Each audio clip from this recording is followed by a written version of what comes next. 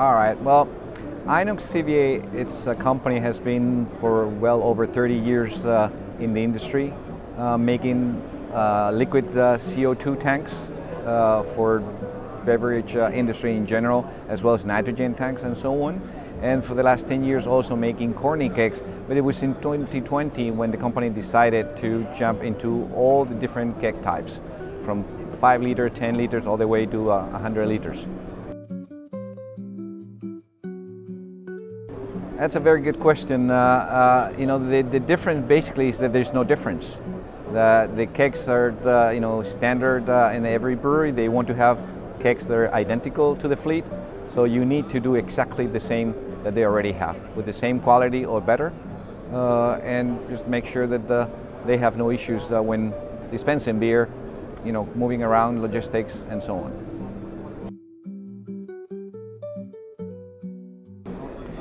The keg business, it's a logistic business. It's not about how many quality of beer, how much beer you put on the kegs. It's all about logistics. The biggest mistake is not plan ahead. How are you going to ensure the entire logistic, both to the customer, but as well as the reverse logistics. So if you have handled that correctly and you ensure that you have 6 trips per year, then you're on. That's the best way to distribute beer on kegs.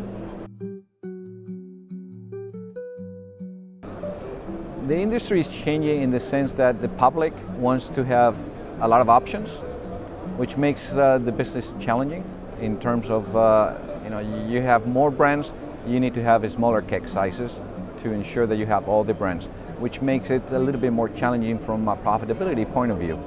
So you need to find the balance between the keg size and the different brands that you can distribute in the market.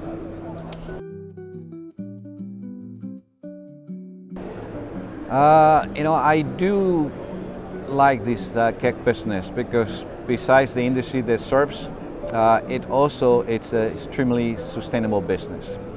And we have identified a spot in the business, on the keg business, draft business, that is not really 100% sustainable, and that's trying to have a one-way keg. But we want to have a one-way keg that is 100% recyclable and easy to recycle. And that will be a stainless steel one-way keg. We're working on this design and hopefully it will be available in the market soon. But that will bridge the space where the reverse logistics doesn't make sense for a returnable keg, and the area where, if you have 1 trip, 2 trips per year, complicated sites, destination, then you use a one-way stainless steel keg that can be easily recycled.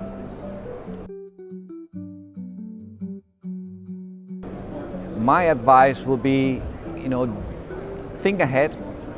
Imagine where you could be in a few years, 5 years, 10 years, and when you're doing your capex of what type of equipment you need, don't let yourself short. Just make sure that you are able to scale up with that equipment.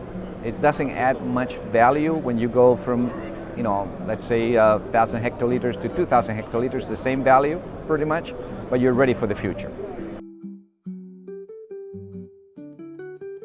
The biggest myth is that the logistic is easy. Logistics is complicated. You need to have a well-thought plan how your kegs will come back to the brewery.